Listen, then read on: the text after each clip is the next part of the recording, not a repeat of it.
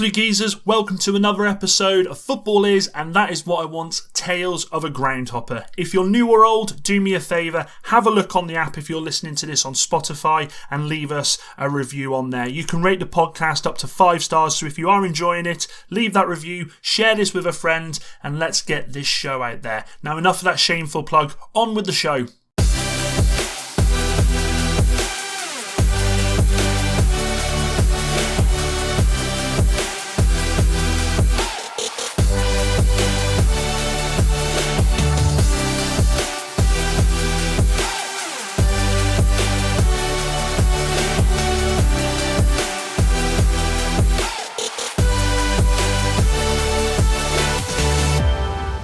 Absolute Geezers, as you can see, I've not got one guest, I've got 2 guests. But before we start that, I just want to welcome you all to another episode of Football Is, and that is what I want, Tales of a Groundhopper. Actually, the return of both guests, but more importantly, return of the lost Boyos. Matt, Marc, how are we doing, guys? I'm very good, thanks. How are you, Dan? Spot on, mate. Really excited about this. Matt, how are you doing, bud? Yeah, all good, all good. First week back in work after a long Christmas holiday, but yes, I'm plodding along nicely, and happy I can go to work and got my health and stuff at the moment. Excellent stuff. I'm absolutely honestly, I said off camera, I'm absolutely thrilled to be able to have you both on. I think it's something we spoke about separately when we had both the episodes last year, and as I said, life got crazy, but to be able to have the Lost Boyos on here, I'm absolutely thrilled, and I'm looking forward to the stories. Before we start really getting into things, talk to me a bit about how the Lost Boyos come about. Start with you, Matt, first. To be honest with you, I think it might be better to start with Marc, because it was sort of his idea. Excellent. I sort of on board with, so I'll let him go first. Yeah, it was the name really that came before anything else. I don't know if you remember. It was a blogger and sort of early Twitter adopter with Le Roast Beef. And he followed British footballers all across the world. It was a really interesting blog, and he used to interview people who were playing in all kinds of places. And he was sort of winding down, and I thought, well, we could do it just for the Welsh players. And I thought, well, I've got this name, and that kind of works with that. So we had a chat in the pub. It must have been 10 years ago, I guess. Now, was it 10 years this year? Probably around then, yeah. When I think it was only just when I moved to Manchester. And that was the original plan. And then sort of Matt said, oh, well, what about writing about our own stuff with football? And he was doing a lot of away trips with the Swans, and then he was in the Northwest, and obviously there's football everywhere there. Yeah. And it just sort of evolved into a way. We kept doing the Welsh football stuff, but it became more about the groundhopping, and we became the Lost Boyos, I guess, rather than the Welsh footballers who were playing overseas. Yes. It's brilliant, because I've got to be honest, even now I'm so jealous to be able to have, like, your brother and the brothers go and doing this, to have an interest that you both share and go out and do things like this. I'm so jealous. I mean, my brother Steve, bless him, thinks he's a Liverpool fan, but I think he still refers to them as Liverpool Rovers. He's that much of a fan. But to have something that you both really, really enjoy, and look, it being decided over a pint, everything starts good over the story of a pint, doesn't it? I think I like, maybe being an English teacher and liking writing and things like that, I do love puns. So I think it was like Marc said, I think it was the name, and I was like, oh my word, that does fit together so nicely. And like he said, it was, I think we've both, through sort of, I think we both like watching Premier League football and all our mainstream stuff and World Cups and tournaments. But I think perhaps through, Marc's 7 years older than me, so he sort of got me onto Championship Manager, and I think we like those sort of obscure names, and that's why I think we Les Roast Beefs, and obviously we liked it more when they were Welsh people abroad and there was stories to tell, and was about storytelling, I suppose, originally. And yes, but the stories of the Welsh players are very interesting. There's some good stories, but we obviously didn't do a good enough job of telling them because people were more interested in what we were doing than. Just want to point out, you said about Championship Manager, introducing to Championship Manager. The 15-year-old me would kick me in the nuts because I've had this since Christmas and I haven't put it on. The 15-year-old me would kick me in the nuts. I'm telling you. But I think things like. Sorry, Mark, go ahead. I was going to say, when I became a teacher, I did my teacher training in Liverpool, and in the summer before I moved to Manchester, that was my last hurrah with Football Manager. I said, I can't do this anymore. I'm becoming a teacher. I'm not going to have time for this. And then during the big lockdown here in Spain, where we really did get locked down, I did buy it for the first time in almost 10 years, I guess. So it must have changed. I've not touched it. I've not touched the new one, so I'm going back cold turkey again. What about you, Mark? Do you still have a look at it, or?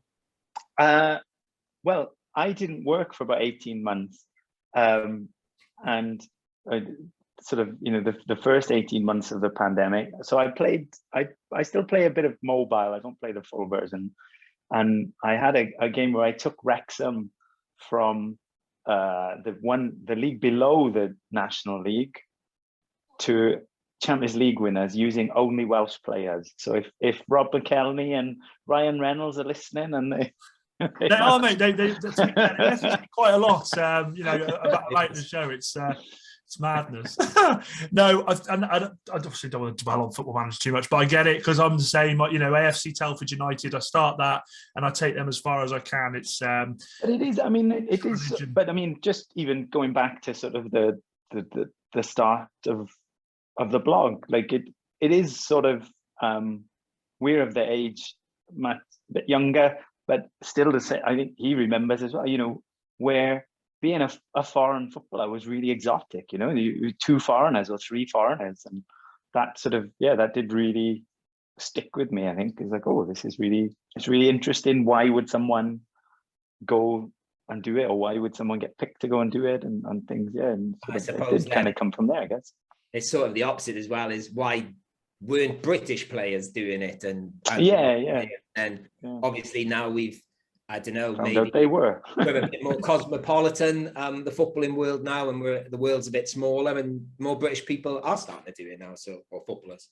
Yeah, it's not as much as you'd think there would be, though, is there? Still now, you'd think there'd be more. Still a long way to go. More German, isn't it? I think that you see. Yeah. Well, Germany and America is where you see the Brits really sort of go.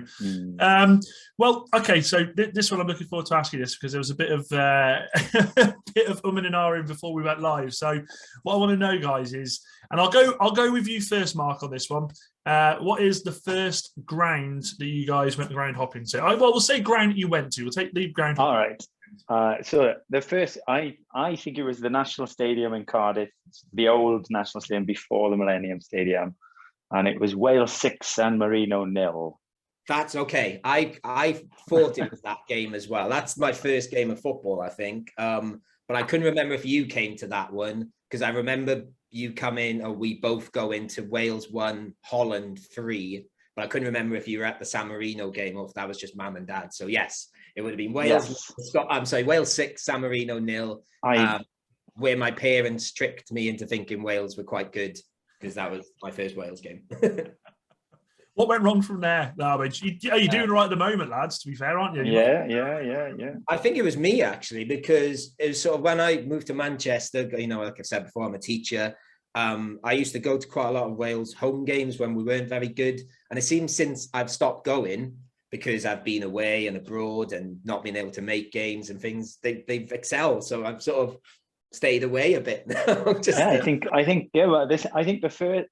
last game I went to, again, because I haven't been in Wales. I think the last game I went to was Gareth Bale's first goal. Yeah, and we lost 5-1 home to Slovakia. Was that when he scored a free kick? Yeah. I remember that. It was decent. Yeah, that's when he had his nice wavy length. I saw his second goal for Wales against San Marino when we beat them 3-0. Ryan Giggs hit the crossbar from the halfway line. I remember that. I went back and looked at the goals because I don't remember anything from that San Marino. I remember the score. I remember like roughly who played and stuff. I found the goals on YouTube. They were all crosses and long throws. San Marino were really bad. I still don't understand why they're. I mean, I get smashed for this, but I personally don't understand how they're still in the qualifying stages that they are now. I get it's brilliant for them, and it's their World Cup final every time they play a big team. But it's just like when you see teams like England, England got Andorra and San Marino, and it's like, well, there you go, that's 12 points straight away. Already. But also, the reason I disagree with that really is because that's what people used to say about Wales too. Like growing up, there was talk, Ryan Giggs should be playing for England and all that stuff, and Wales will never have a hope. And they can build something. Maybe I'm not saying I think San Marino are going to be in the 2030 World Cup or anything. But so here the qualification for the World Cup and the Asian Cup, like the Euros equivalent, is the same tournament, and the 10 lowest ranked teams go into a playoff at the start. And they play each other 2 legs.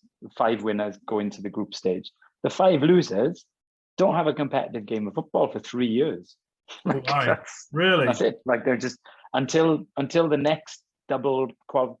I think this time it was like Bangladesh, Pakistan. Can't remember the others, but yeah, they haven't played competitive football since 2019 or something. Like it's.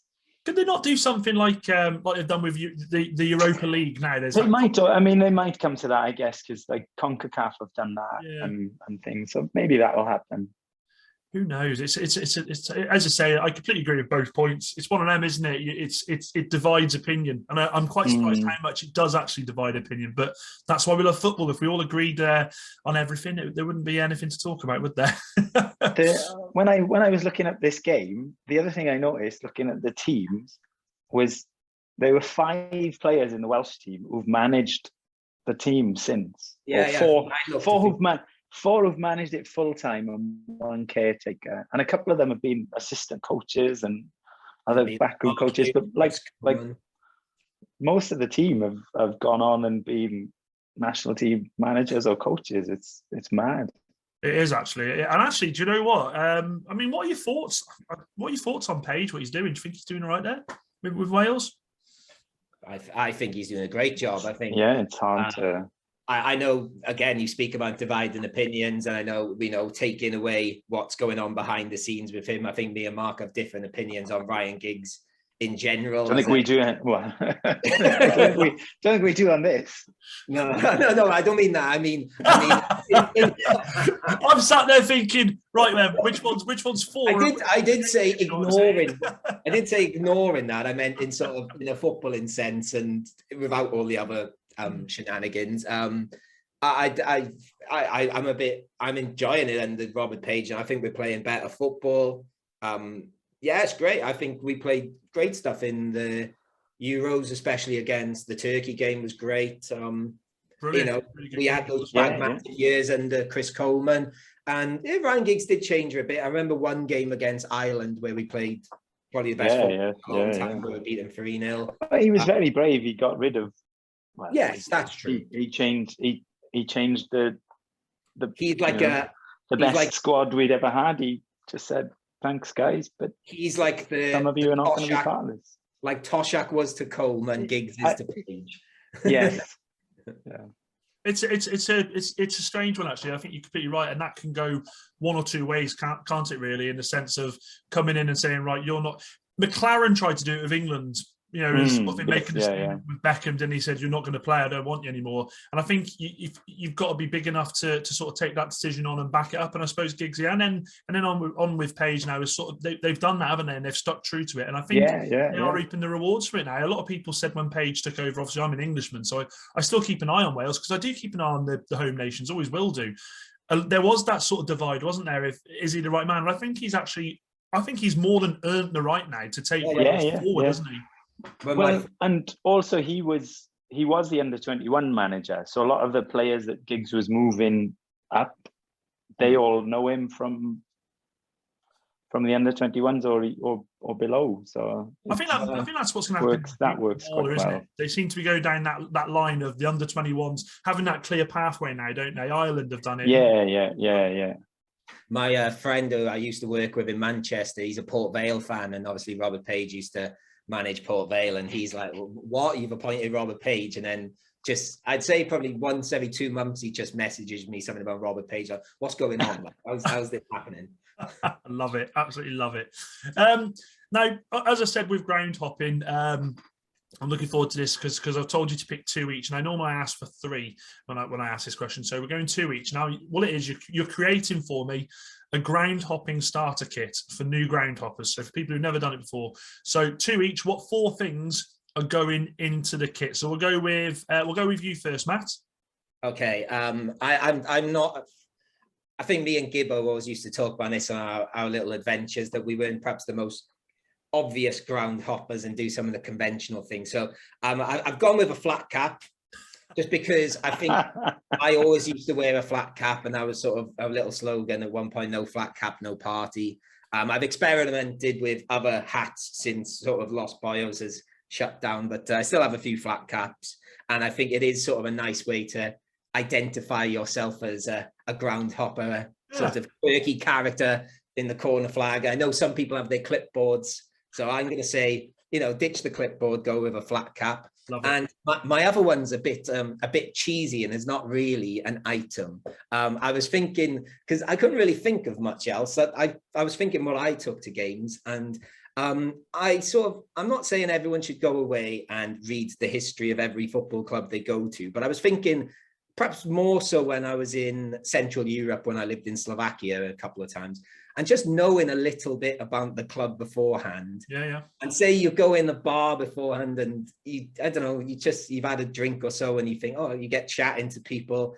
And the example that sort of jumped out of me was, I went to watch Honved, who were, very, very famous, old football club in Budapest. And, they've got European before the European Cup, they played Wolves in what was sort of I don't even think it was called the European Cup. It's like a precursor to the European Cup, and they've got all this history. And there was a queue for, I was sort of in awe of this I love a big concrete bowl stadium, big floodlights, and, Central Europe, you just usually go to the ticket office, but it was a bit of a queue, and I thought, it's a bit unusual. So I got chatting to these 2 guys in the queue, and I got talking to them about this, and they were like, oh, cool, like, this and stuff. And then I was like, oh, these floodlights and stuff. And then as we got closer to the turnstile, or the ticket office, I said, oh, where should I get a ticket? And they said, well, the reason there's a queue is because it's one of the birthday parties for, or anniversaries of one of the ultras groups. Come in with us. And I got in with the ultras, and there's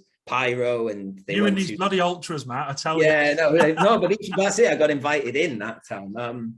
So I think sometimes, and then like, I remember similar thing happening at Rapid Vienna, where just knowing a little bit, and I knew about their tradition on the 75th minute where they set off, I forgot what they call it now, but they set off loads of flares, and they scored like a famous goal in the 75th minute. And they just sort of go, oh, let me get you a drink. And it just makes the day a bit nicer. So I'm not saying like you go away and read up, every book on the club, but just having a little bit, it does get you in there a little bit sometimes, I think. A little bit of history, nothing wrong. A little bit. I don't know what a little history book in your pocket. Yeah, nothing wrong.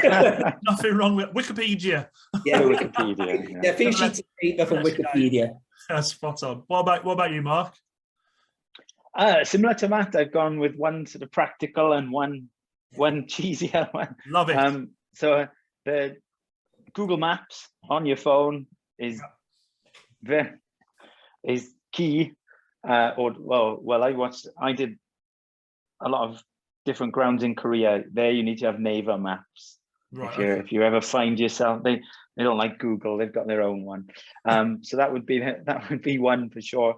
And I get, like I say, sort of similar to Matt, just having an open mind about it, I think, is like a lot of people would say to me, oh, so what, how do you compare, what level is Vietnamese football? Like, where is it? Is it League One? Is it National League? Is it this?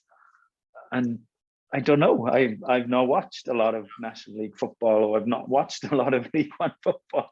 I don't know. So I think sort of if you go into, people, and they're not necessarily the kind of people who are going to go and watch a Korean second division game on a Saturday afternoon, but a lot of people are sort of quite they go into it thinking, oh, this is going to be rubbish, you know, it's not going to be, but why isn't it Barcelona? Like, well, because it's the Korean second division. Of course it's not. Well, it's funny actually. The third one on my list was something cheesy like Open Mind or something like that, for similar reasons, like you say. Even you're talking about the Korean second division, which we won't compare levels like you just said, but I get to hear a lot. Obviously, I'm a Malaga season ticket holder, and people say, what you going there for, sort of thing, you know. Yeah. Your loss. It's like, and I mean, like, you know, I would have it where my students in Vietnam, my students in Vietnam or in Korea or in Malaysia, like, why you watch the local football? Why? It's brilliant though. That's the thing about ground hopping, I think, and a couple of things I want to touch on there is the first one being, I kind of feel like people, as you hinted to there, Matt, people expect groundhoppers to I think be stood there with their clipboard and sort of got that right. They got that. It's fine. Program. Nothing an open mind. Do what you want. Completely agree, but they do, don't they? They expect that, a lot of them. And then also when you talk about sort of doing your research almost and sort of having an open mind. That's what I love about going to grounds. I like to just sort of see what's happened there and sort of be able to almost hold a conversation with someone who's watching their club, because I kind of feel like you hold a conversation with them, you get so much more out of the fans there, and they tell you so much more about the club, don't they? They really open up to you. It's a bizarre one with me, but I completely agree. Open mind massively. It's I would add into that though. I think there is, like, I'm not saying I've done this every single time where I've read about clubs. It's usually perhaps clubs I've got a bit more of an awareness of and maybe just want to get a bit more on them. But I do quite like sometimes not knowing anything about the ground. And just sort of, I might see a picture and, like, you know, some people will read ground guides and stuff, but I do quite go in and get in the, oh, wow, the buzz. You know, sometimes you've seen enough pictures. Yeah. But, I think you're right there. And that's the other thing as well about groundhoppers is, and I say this to everyone, no two groundhoppers are the same, are they? People have different ways of doing things, and it's that's what makes it so interesting. I think that's what makes good people like yourself so great to talk to, is because everybody looks at it different ways. Yeah, there is no checklist, is there? There is no checklist of how to be a groundhopper. No. And I'm sort of making a bit of a joke about the clipboard and stuff, but I meant to in a sort of way, like, you know, it's cool going to talk with the people that have clipboards. They've got some great stories too. And that's what makes what you were doing at the moment very interesting, is different takes on exactly that. No, a hobby that has many different takes on it. Yeah, no, I completely agree. I didn't realise how long groundhopping had been going for. It's since the 70s. I couldn't believe that. See, bit of Google. Wikipedia, actually. Do you know what? Wikipedia sold me down the river with a footballer I spoke to once and told him how many goals he'd scored. And he went, no, I scored more than that, mate. And I was like, Wikipedia, brilliant. They only put the league goals on the. They do, don't they? Down to the wasn't Pele, was it? Wikipedia is Pele's worst enemy. Okay, so with this one then, let's go with you first, Marc. What would you say that the most welcoming club you've been to is?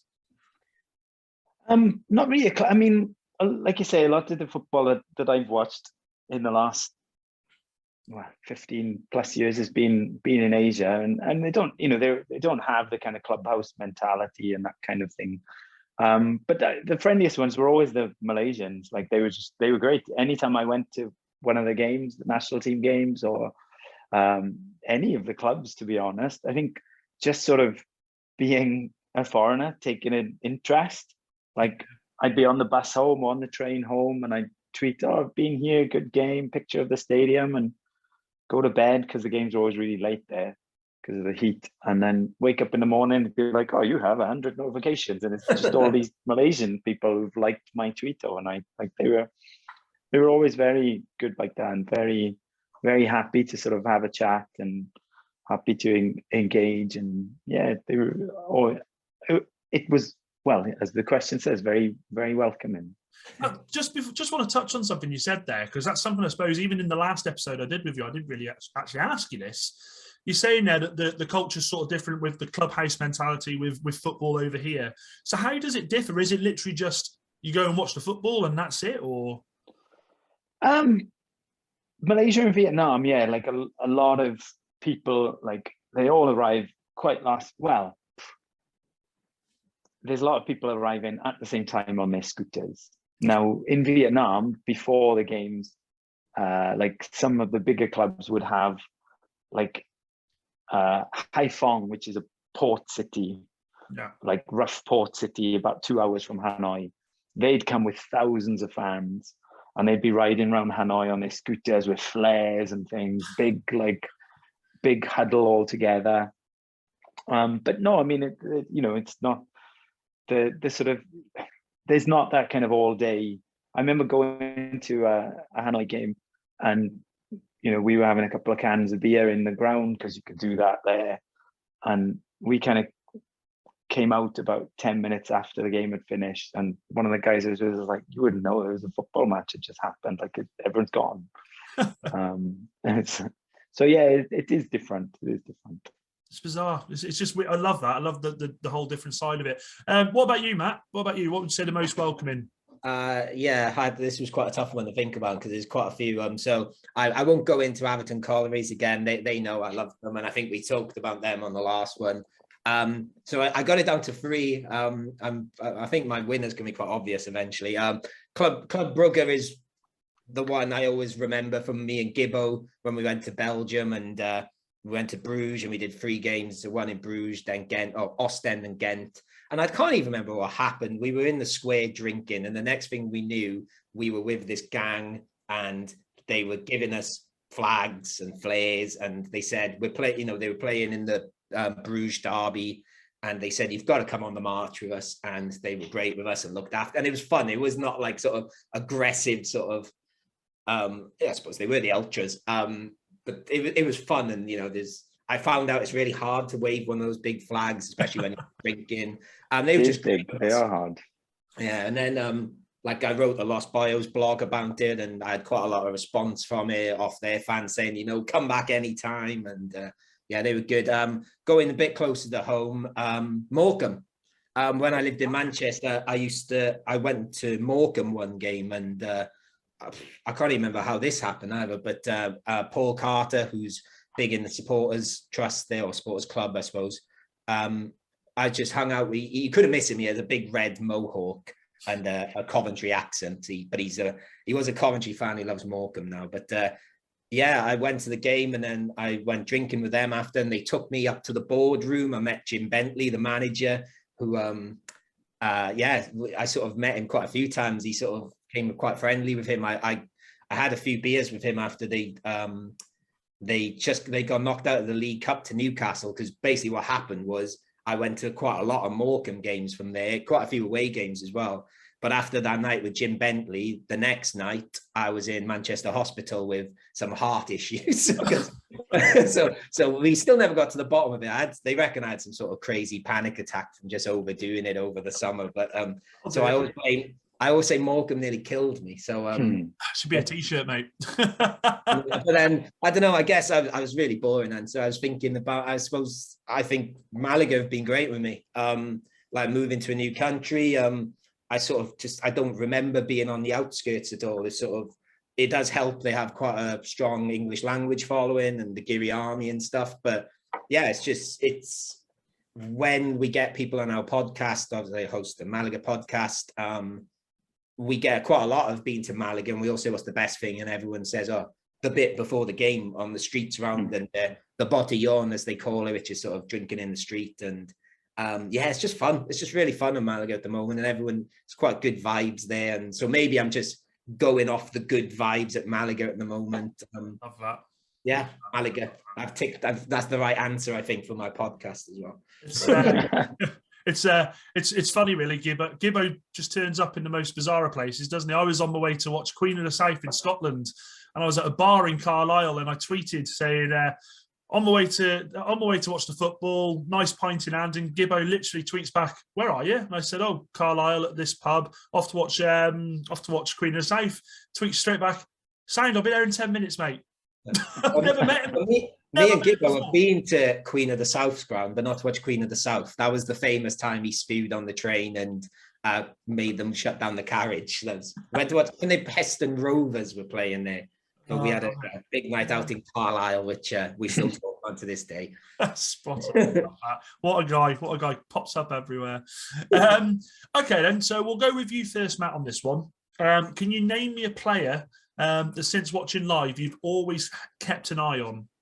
See, this is really bad because I feel like I sort of mentioned him last time. I think the one that sort of enraptured me more than anyone has always been Jack Grealish, just as I think I said on the last time I was on, when I saw Notts County play Crawley, and I've never heard of him, didn't have a clue who he was. It was just a number on the back of his shirt and a guy with his socks rolled down. And it took about 5 minutes, like, oh, and like, what the hell is this guy? He just stood out like a sore thumb, and he was just like, sort of almost like, come on, try and tackle me. And it's just sometimes getting kicked and getting up and laughing. I thought, this guy is amazing. Yeah. And then, so I always I think it was about 2 or 3 seasons then he went back to Villa and was sort of in and out the team. And I thought, oh, please, he's got to make it. So probably him was like the one that really, really jumped out at me.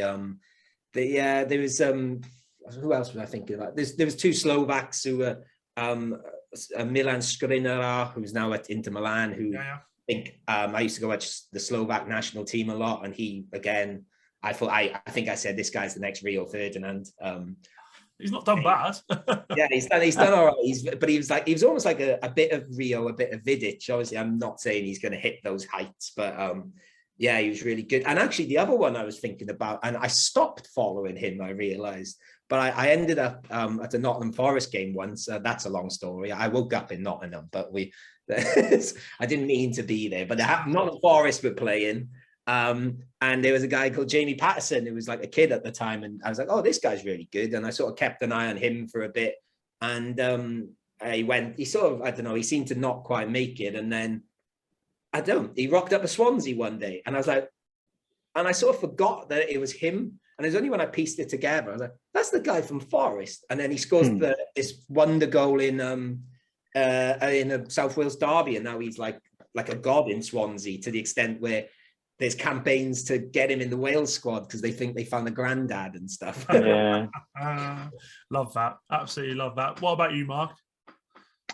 I got 2. So one's a guy who's just retired, like last week. Amazing career. He was the team that I followed when I first got to career, Incheon United. He was the right back or the right wing back. And that was his first year as a professional. And they came runners up in the league. And he was brilliant. He didn't stick around long, but he's won a couple of league titles. He's won the Asian Champions League, and he just won the FA Cup in his last year with a second division club. So they're going to be in the Champions League next year, but he's retired anyway. So amazing career. Now, Che Hyo-jin, his name is, but really, so he was someone who I sort of followed for a long time. And it's sort of looking back recently, I was like, oh, I've been out here for a long time. This guy's had his whole career, and it was a long one. And the other one, there's a Vietnamese kid. I think I mentioned last time about the Vietnamese kids playing in the snow in China, and the guy who scored their goals there, he's called Wing Quang Hai. So they've just had in Southeast Asia, they have their own regional tournament. They just had it now over Christmas. Thailand won it. They're brilliant. They've got there's a guy there, Chanatip, who's just he's gone from one Japanese club to another for a record. Brilliant little player. He's really, really good. But Quang Hai is the sort of the Vietnamese version of him, but he hasn't left yet. It's hard to get players out of Vietnam. They're on a good wage, the best ones. Right. The clubs want a lot of money for them. There's not many Vietnamese have done much outside of Vietnam, but he's one who is worth keeping an eye on. Yeah, his name is Wing Quang Hai. He's I'm gonna have to know one with a left foot. Definitely. Has he got potential to be a Football Manager legend? That's what I want to know. He's on for. I've bought him on Football Manager. Yeah, he's. I took him to China and he did all right for me. Well, I love to hear. Okay, this one will be good. Looking forward to this one. So, best pre-match pub you've ever visited. We'll come to you first, Mark, because I think I know what Matt's is, but we'll come. Oh. Hey, Well, like I said, it doesn't, it's not. It doesn't really. We don't. Go on, That's Mark. not Say the what's it called? The one you went with Dad in Merthyr. The park, is it? Oh, the park in Merthyr. the park in Merthyr is all right. So I mean, in Korea, for example, and Vietnam, you could drink in the stadium. Like you could, they have convenience stores. You can just go and buy a can. So I mean, I would probably be that, just there's a really crap Korean beer called Cass, awful stuff, and that's what they always used to sell in the stadium. Korean beer is very good now, but when I first was there, the beer was awful. But like cold cans of Cass, when it's like -10, and the beer's getting colder as you sat there. So it's probably that. It's probably cans of Cass in the stadium. Like, love it. Is my sort of ultimate football drinking experience. I think more than because we don't have the kind of the pre-game pub. Unfortunately, I wish we did. That's the law, isn't it? Surely it's tradition. What about you, Matt? I've probably got egg on the face because I was going to go with the one that I always see you drinking. What is it? What do you call it? Points for. Oh, that's the Tav. Yeah, but that's not pre. That's in Marbella. That's here where I live. That's not a pre-match. That's a post-match pub, if anything. I was going on what Mark said though, because there's not really that sort of culture here either in Spain. There is they call it botellón, like I mentioned earlier, and I know going back to our friend that pops up everywhere, Gibbo, he loved it when we went to Seville, and you just buy a 2-litre bottle of Cruz Campo and just swig it in the street, and everyone's there and having a party, and it's great. And to be honest with you, with Malaga, it's quite similar. We go to a place called Bar Hermanos Madrid, which it's got Madrid in the name, but it's in Malaga, I promise. And you just buy 2 bottles in there, and the guys are really friendly in there, and you just sort of stand in the street, and it's quite cool because there's the Giri army, but the Malaga Ultras are next, and they sort of mingle. And there's a guy called Mr. Miyagi, doesn't look anything like him, and the Giri army call him over, and everyone goes, oh, and then everyone goes, wax on, wax off, and then everyone goes, wow, and he copies. And then he walks away, and it's so that's always fun. But I think I'm gonna have to go. I struggled with this actually because I actually looked at the Los Boyos awards I used to give for best pub, and there's so many players. Oh my god, that's amazing! So I got it again. I got it under 3. There's local pub in Trnava, which was my local when I lived in Slovakia, which was just what a pub. Craft ale bar, 5 minutes walk from the stadium, because I used to live 5 minutes from Slovakia's national stadium. Brilliant. I know a lot. I know Gibbo's been there. A lot of people I've taken there just say what a pub. It's sort of underground. A few England fans were there quite a lot of England fans were there when England played Slovakia. I took a few there. There's Zimplakert in Budapest, which is like a legendary bar, which when you get to Budapest, that's where you go. And then if I was in Budapest, it was usually for football. But the number one by a distance, well, not by a distance, and I think most football fans that have been to West Brom will have experienced the Vine, which is it's a pub. You go in and you think it's just a normal sort of ale pub, and then you keep going, and suddenly you're in like a sort of kebab shop section, and then you go outside and there's like an Indian barbecue, and there's like it's just amazing. Football is so good. Football Focus filmed an episode there one time. It's got this sort of legendary status, and I think so. Oh, it's amazing, and it looked just like a pub from the outside. It's like the TARDIS. It just keeps going, and almighty. I've only been there twice, but what a 2 visits they were. Yeah, it's got to be the Vine. And a big shout out as well to the Piccadilly Tap for when I was in Manchester. I know a lot of people used to make fun of my love of the Piccadilly Tap, which is next door to Piccadilly Station. I'd say that was perhaps more of a post-match pub when we get back to Manchester from a ground hop, or maybe before Swansea played Man City, we'd go there. Yeah. Love it, absolutely love it. I just love the whole, and that's the thing. And I've done this. Do you know what? It's like a bloody carry-on film with me at the moment. Every episode, I've asked someone a question that I've spoken to before, and I'm like, "Oh, I think I know where you're going to go with this," and it's come back with, "I don't think you will." So that's where do you think I was going? Oh, the tavern. Yeah, without a doubt, mate, without a doubt. But no, I love that. Absolutely love that. Okay, so I'll come to you first, Matt, on this one. Name me a player that gets right under your skin. See, I realized I don't hate many people, I've realized. And there was a bit of a joke quite recently, actually. Me and I'll say a circle of friends. There's someone who they don't particularly like, and they said they hated. And I said, "Oh, they're all right." And they said, "Well, you don't count." And I said, "Why?" So, because you just like everyone, you don't hate anyone. So I had to dig deep for this one, actually. And the first name that came to my head, and I realized I don't really hate them, was Andy Carroll, just because he's always injured and he always gets fit. Scores against Swansea and then gets injured again. And he did it a few weeks ago. He signed for Reading just in time to play Swansea. But then I thought, well, that's quite comical, if anything. I don't really hate Andy Carroll. And then, I think I had to go back to a bit younger.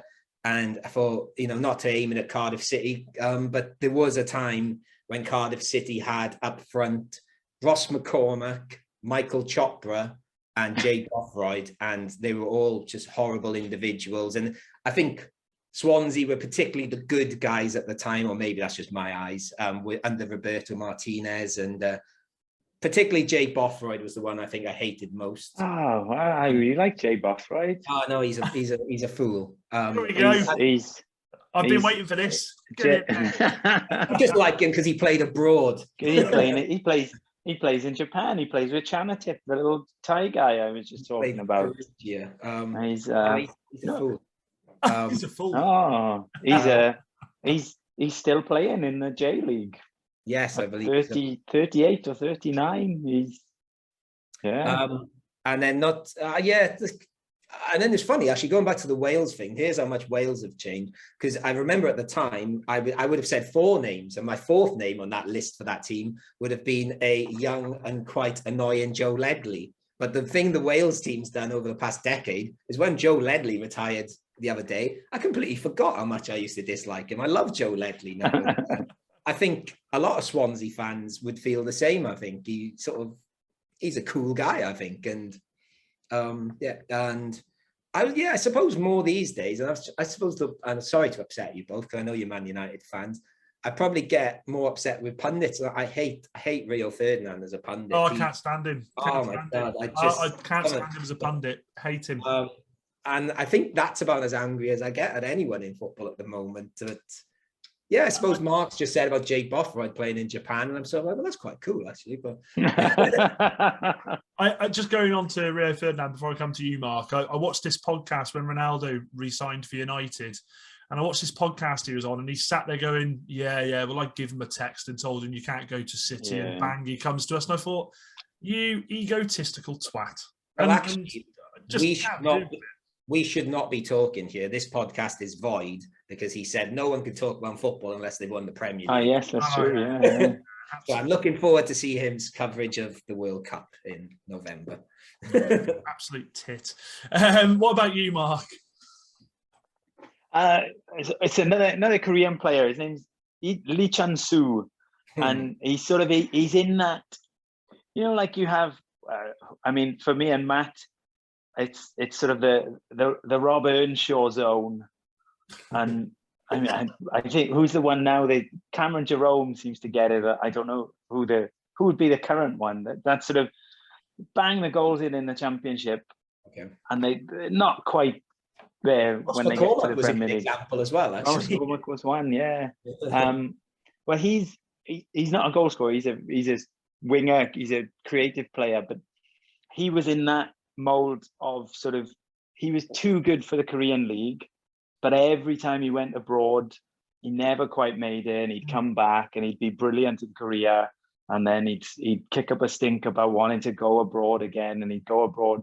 So he played for Real Sociedad, he played for Feyenoord, he played for big clubs, but he'd go for a year and then he'd get loaned somewhere and then he'd go back to Korea.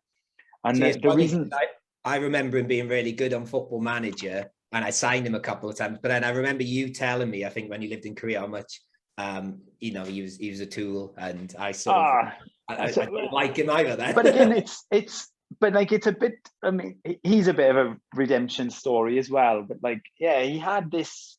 So he went to Real Sociedad, didn't work out, came back, and he joined the first year that I was there. He won the league. So he was from Incheon, which is the city where I lived and the team I used to follow.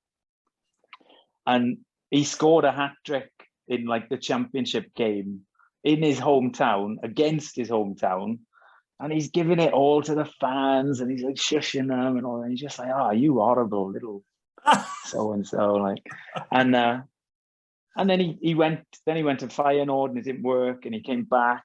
And then he ended up in some sort of dodgy contract or said he was in some kind of dodgy contract and he wasn't or something. And he was playing for a team called Jeonnam Dragons, which is the team that just won the FA Cup from the second division. And I went to watch Incheon United there one day, like this was years later. And do you remember An Jung-hwan? An Jung-hwan scored the winner against Italy. He's the one who got fired by Perugia. Oh no, Perugia. He got fired for not when Jay Bothroyd was at Perugia. and so he was there, but like just as like a guest. So I met An Jung-hwan. I've got like this signed face card of An Jung-hwan this in our dad's house randomly. And so An Jung-hwan was there. And Lee Chun-soo was in the crowd in his suit because, like, it's a very, they still have their sort of hierarchical Confucian culture and things. It's a very modern country, but it's still part of the way of life there. And he's there, he's in the crowd and he's bowing and he's like, oh, I'm really sorry. Please let me out of this contract. I want to go and play abroad. Oh, no, sorry. It was after. So the dodgy contract he thought he was going to play abroad fell through, and then he was like, please let me play here. Please let me play. I take it all back. But at the end of his career, he did play in Incheon, and he played for a few years, and he was very good. So he redeemed himself, and he coached them for a little. I don't think he was the manager. I think he was like, I can't remember what his job was. He might have done like caretaker manager, but all was forgiven in the end. But I like Matt. I'm pretty laid back. There's no one, but certainly for a few years, Lee Chun-soo was right up there as number one villain. Yeah, because actually I was thinking, like, I listened, like, when you listen to podcasts and people having to go at Neymar and stuff. I quite like Neymar. I quite like Luis Suarez. I don't like some of the stuff they do sometimes, but I don't know. I don't feel that strong hate that people. Suarez is one that I must admit, even though he's Liverpool and Marc, you understand the hatred we have there, but as a footballer, he's incredible. I'm not saying I don't like Luis Suarez, but I mean, I think we were all happy that he won the league last year. That was a brilliant story. Yeah. And the pictures of him crying on the phone on their last day, like, it was lovely. It was great. He is human, sort of. Okay, so this one's an interesting one, actually, because of how I know you guys have travelled. Bloody hell have you travelled. So I'm really, really looking forward to this one. And I'm going to feel really bad if you both say something like, oh, it's Staines Town. I've never been there. I want to go there. So I'm hoping it's going to be a good one. So we'll go to you first, Marc, and we'll start. Basically, the question is, name a ground that you've always wanted to go to and check off your ground hopping list. This was the easiest question. San Siro. Really? I've never been. Would always. It's definitely. Running out of time. I've got a long holiday booked in the spring, hopefully, and the wife and I are hoping to come back to Europe. And I will try and squeeze in a visit before they knock it down. But yeah, easy one, that one. That was, just. I love Italian football, of that generation, Football Italia and everything. So yeah, it was, I loved it. I've just finished reading The Immortals, which is the book about Saki's Milan. Would love to go there. I just finished reading that too, and I wasn't that impressed, actually. I thought it was a bit... No, it was... Marco van Basten doesn't come out of it very well. Oh, he doesn't. And there's lots of lists of training schedules, which I skipped over. What about you, Matt? Actually, San Siro is one I considered because for the reasons you said, it's going and maybe, but I don't have the same love of Italian football as Marc, but I think some of it's probably rubbed off on me and the sort of magic of the San Siro. I've sort of got a bit of tunnel vision at the moment because I sort of feel like I'm going to be stuck here for a while still. And actually, again, sort of couldn't think of one answer, so I got three. And two of them Marc has done, I think. And it's going up the Basque Country to, you hear like in Spain about San Mamés they call it the cathedral, a football athletic club's ground in Bilbao. So that I almost went there. I was going to go there at the start of last month, but they were playing, I can't remember, Barcelona or Real Madrid. So I thought, well, I'm not going up there and spending a fortune on a ticket. And then the other one is the new Anoeta. I'd say if I had to pick a second team in Spain these days, I really, really do like Real Sociedad. Or was that a bit of a soft... And now they're saying they're gonna get Juan Mata as well. David Silva and Juan Mata together. What? So in regards of Spain, I think those two, but I think I might have mentioned it last time I was on with you, Dan, about I'm on 19 countries to watch football. And obviously I live very close to Portugal. Apparently I went to Portugal when I was a baby, don't really remember it. So I've never properly been to Portugal. And again, going back to the start of this podcast, thanks to Championship Manager, I've had this real sort of love for Sporting Lisbon, or Sporting Club de Portugal before someone gets so with their clipboards. Yeah. Did you notice I said athletic club? You did say athletic club, yeah. In Bilbao, I didn't fall into that one. So yeah, I think that would be my number one, I think, just because I've had this idea of going there and that being number 20. I don't want to go to Benfica. I don't want to go to Porto. For some reason, I've got this, I honestly think it's for this weird, all-conquering Sporting Club de Portugal team I had, Championship Manager, the green, going to Lisbon, I've never been. Oh, yeah. So that's the one I've got in my sights at the moment. Again, I did consider going when I had a long holiday, start of December, but they were playing Benfica away, I think. So like, oh, well, never mind, that one's gone. So yeah, Sporting Stadium. I can't even remember the name of it. That's how it's got Estadio Valverde. That's it, something like that. It's yeah. Sorry, I should have looked up that. Should have took up your own advice there. Yeah, I know. Who are they? Love it. Just want to apologise to Staines Town. I'm sure I'll pick you one day. Hard fire for Staines. That's my bit. Staines. If I went to Staines Town, I would say, oh, hard fire from here. That would be my way in. There you go, spot on. We'll go there. We'll find a date and go there, Matt. Sorry. Beats Lisbon. Exactly. Try selling Staines Town in a bloody travel agents. So with regards to this one, I don't know how you want to do it. I don't know if you've picked 5 each. If you have, that's absolutely fine. Or if you're picking players between you, doesn't matter. So I've got the most incredible football game that's going to happen. I need you to pick me a 5-a-side team that will save the universe. All right, nothing too major, just the fate of the universe at stake here. So I need you to pick me a team. So who wants to kick it off? This is based on players you've seen live, by the way. Okay. I'm surprisingly, I've got two teams. Oh, of course you have.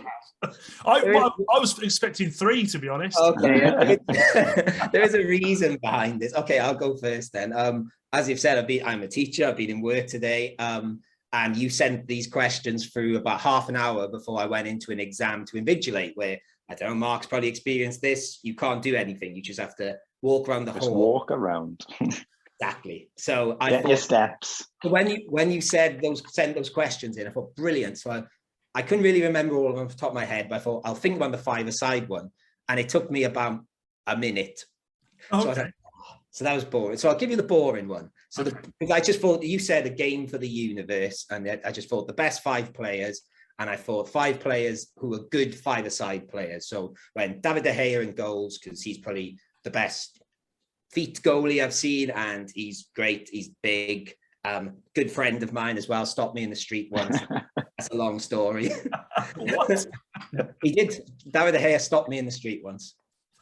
Brilliant. I love The that. day after Swan, he came over to me in the middle of Manchester and said, "Excuse me, do you know where Selfridges is?" Brilliant. And I said, "Yeah." And I went, "Oh, can I have a photo?" And it was the day after Swansea won the League Cup. So I was still a bit tired. And I said, "Oh, I'm a Swansea fan." He said, "Oh, lots of Spaniards. Meet you." And I said, "Yes." Oh my God, I forgot about your love of Michu. How could I forget? He's not in here. I didn't think he was five-a-sidey enough. Then I went Ramos just for a bit of nice footballer, scores goals, hits the ball hard, tough. Philip Lahm in the middle, just because I couldn't believe how good he was. I saw him play at Man City when for Bayern Munich at Man City, and he was so good in the middle. Then another one seen at the Etihad, one of my favorites, David Silva, and then boringly Leo Messi up front. And then I tried to think of alternatives, and I was like, no, I'm bored. I can't think. So then I thought, no, that's for the universe. But I thought, no, I want a team that represents me. Brilliant. Excellent.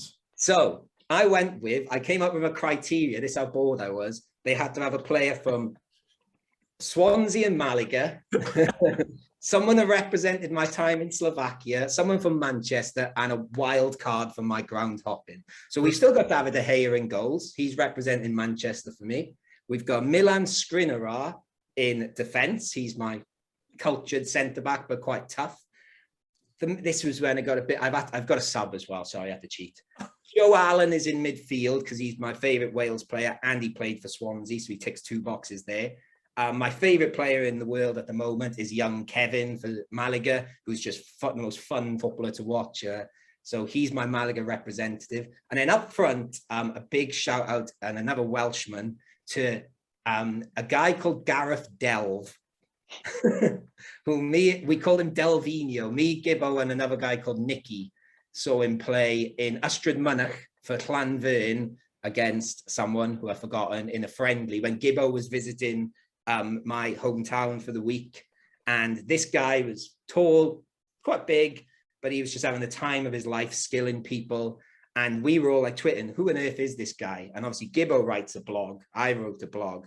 And Nicky was writing a blog about doing 100 games in Wales. And basically the whole blog was all 3 of us wrote about this one guy who was in his 30s, clearly just sort of looked like a five-a-side player. And then it turns out Nicky, his blog he shared on Twitter, and someone who worked with Gareth Delve, and he said, he worked for Ronva Council, I think. And apparently all he was talking about in work that these 3 guys were writing about him. Also, there was around about the same time, there was a guy playing rugby for Wales. That's right, called Gareth Delve. That's right, yeah. So there was a lot of sort of Twitter confusion about what's going on here. Love that. And to the extent where Nicky, like he was doing 100 games in Wales in a year, he went to watch Llanfern, who played in Newport twice, just to see him play again, and he was injured both times. Oh. And Ferry Borders on the bench. He's my favourite player ever. I just love the fact. Honestly, Matt, you don't disappoint. I was honestly expecting 3 teams. So I can do you a third. I'll think of another criteria now. spot on. Marc, how many teams have you got? I've only got one. Oh, I've only got one. I've gone down the route of sort of picking a team that represents different chunks of my football watching as well. Okay. I did almost cheat. I almost put in Falcao. I don't know if you know Falcao. He's like the best futsal player ever. But when I checked which teams I'd watched at the futsal World Cup, I was sure I'd seen Brazil, but apparently I hadn't. So I had to take him out. So my shirt that I'm wearing today might give a clue of the keeper.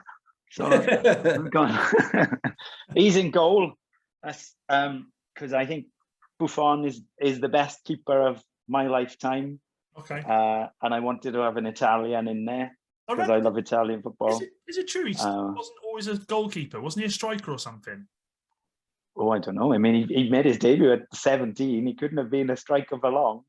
I read somewhere that it was something like he wasn't a striker, and then in a game they had an injury and he went in, and it was, I don't know, maybe it was bloody Wikipedia again. But just quickly, Mark, before you carry on, trying to link it back to games we've been to, because I'm guessing we're talking about here that Wales 2, Italy 1. Well, yes, that's the only time I've seen him. And yes, I think I've seen him in a friendly since, but that game, and I don't know if it's one of those memories I've just blown up over the years, but I still talk to people about the best heckle I've ever heard in my life was at that game, where there was someone a couple of rows behind us in a proper Welsh accent. I can still hear his voice, and I don't know if I've accentuated this more than before, but it's still a good story, where someone said, that goalie over there, he cost £32 million, he did. Boof on, more like he can boof off. The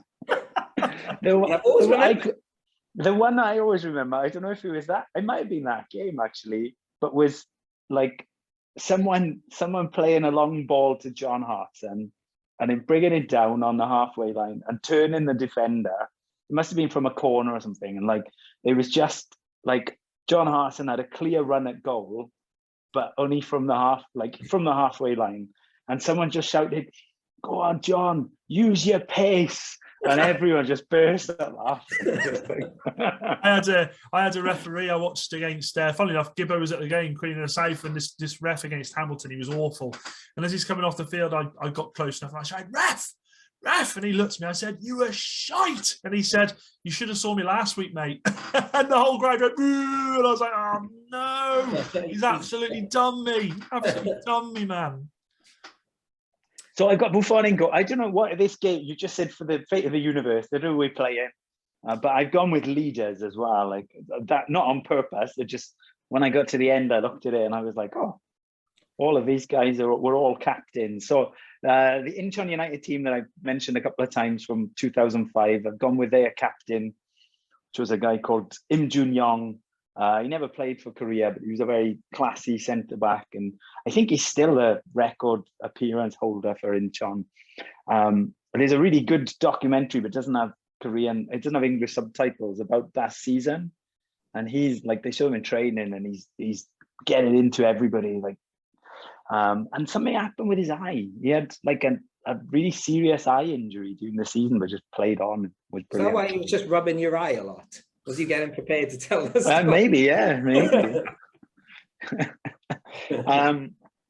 Then sort of, yeah, from that sort of Wales era where Matt and I were going together, or not always together, but going a lot, I go with Gary Speed. He's on the left of my midfield diamond. Well, not midfield diamond. The team will be a diamond. He's on the left because he can drop back, because that sort of, that 10-year period when we were both going, he was the best player every game pretty much. He was brilliant.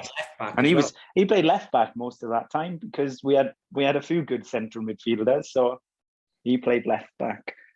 So I put Gary Speed in. So then if we do tilt a bit to be a square,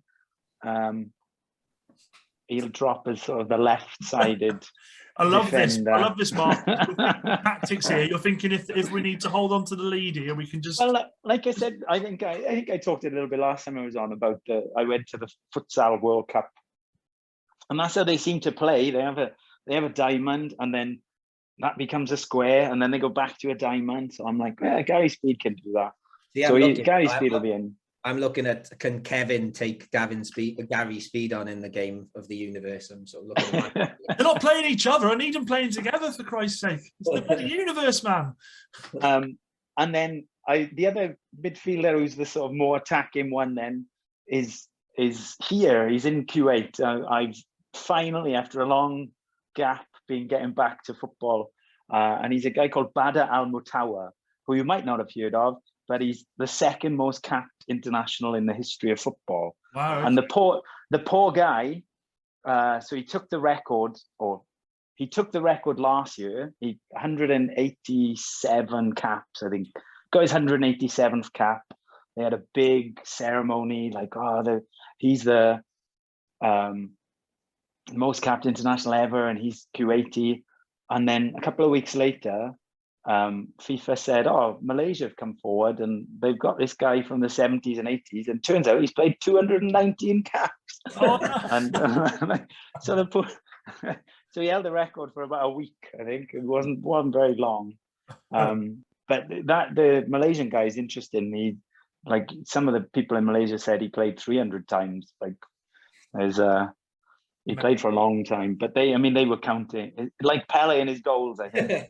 So a five-a-side game in the national jersey. It's a cap. Yeah, he's wearing his Brazil. But shirt. they've settled on 219. I think I looked earlier. I can't remember. So poor Badr Al-Matawa, he's 37 or 38, and now he's hung on to get the record, and now he's got to somehow find another 30 games. But I've seen him play a couple of times since I've been here, and I was looking forward to it because he's a guy I've known. He's been sort of on the podium for best Asian player once or twice, I think, and things. So he's a guy I was a little bit aware of.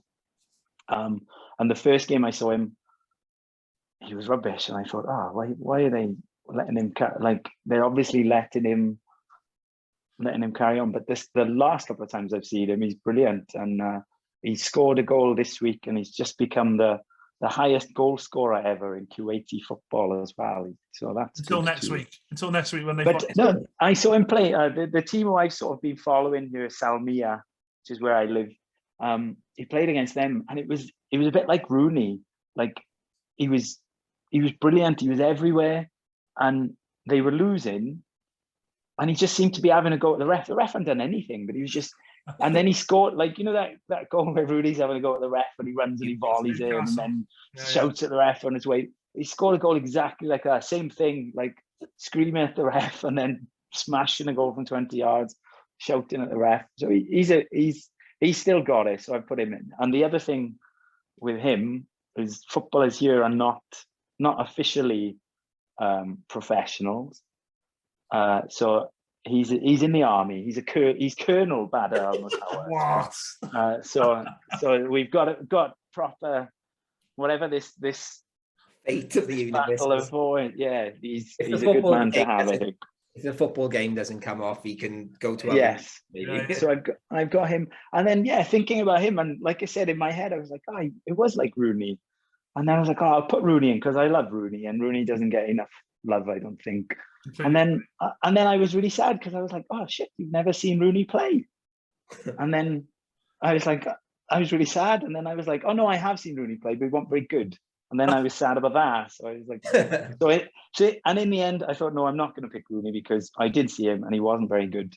So I picked one of his former teammates, and I've gone for Zlatan because when I saw Zlatan, he was brilliant. So that's my 5: Buffon, Im Jong-yong, Gary Speed, Badr Al-Matawa, and Zlatan Ibrahimovic. I'll tell you what, if you created a universe, you'd want Zlatan, wouldn't you? Because he's got the confidence. He's got the confidence for it. He scored goals everywhere. So wherever this game takes place, I'm sure he'd score there too. He would just say, "I'll start my own universe." Zlatan is like Thanos, honestly, unbelievable. Okay, I mean, love that. Love the teams there. I think we've got a fighting chance with the choices there. Now, we've got 3 teams. Well, we've got 3 teams. Yeah, so 3 lives plus the subs. So okay. I mean, the last question isn't really a question about ground hopping. It's more about you two. I've seen on Twitter this week, obviously, that you've got some bits and pieces you're doing. When I spoke to you about coming on to the show and doing this as the Lost Boyos, you tweeted back saying, oh, well, we have got something up our sleeves. So the last question's not for them guys, it's more for me.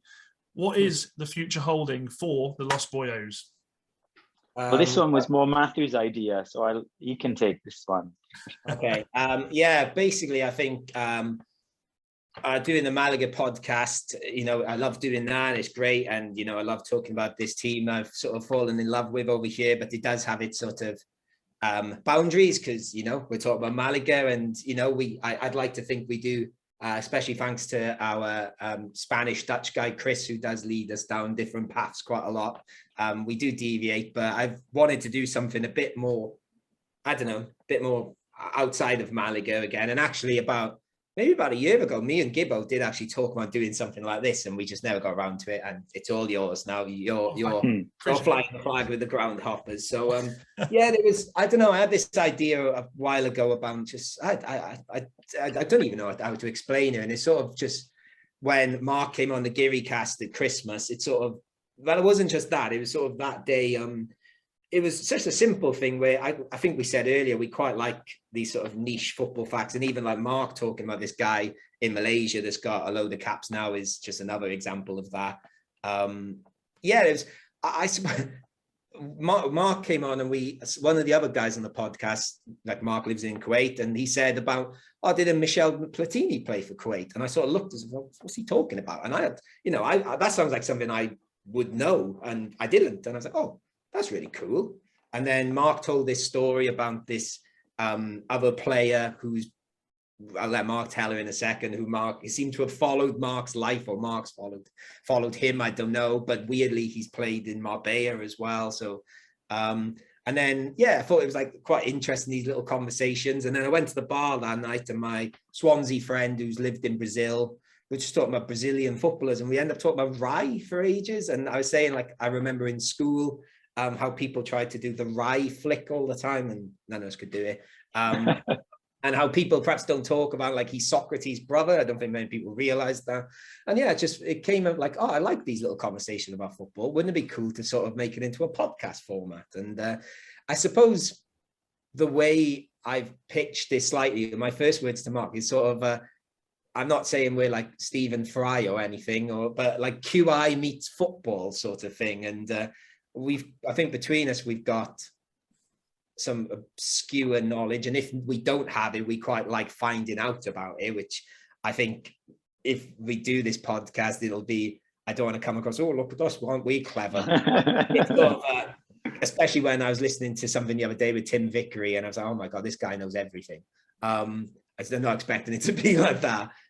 So it's meant to be about learning about these different topics. So the format we're going with is picking like a different theme each week. So for example, we talked about maybe doing Korea first, and we've got to pick 3 things about Korean football we think are interesting and pitch it. And then we've got to pick a winner via a Twitter thing, I suppose. Again, we're still shaky with the format, but we want to get like guests on. So like Marc knows plenty of people that know about Korean football, and it's sort of, we've got an idea. I think we just need to do it and see how it comes out, really, and play about with it. My honest advice is don't go to bloody Wikipedia.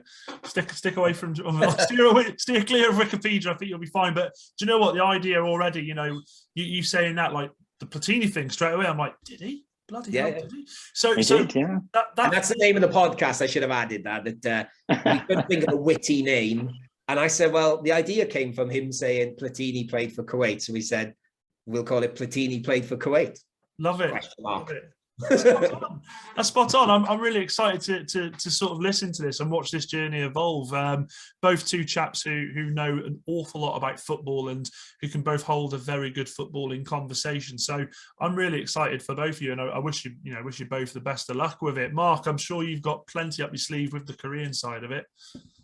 Well, like we say, sort of that would just be one episode, one topic, and then we're trying, like, some of the ideas that we've had so far, some of them are sort of quite niche, quite specific, and other ones are very broad. You could apply anything to, really. But we'll see. We've both spoken to a couple of people already who we think are interested, and hopefully we'd start putting it together in the next couple of weeks. Yeah, so it wouldn't just be like a country. It could be, I don't know, something, the European Cup Winners' Cup, or it could be a Premier League season, or it could be anything. Stainstown. Let's get Stainstown.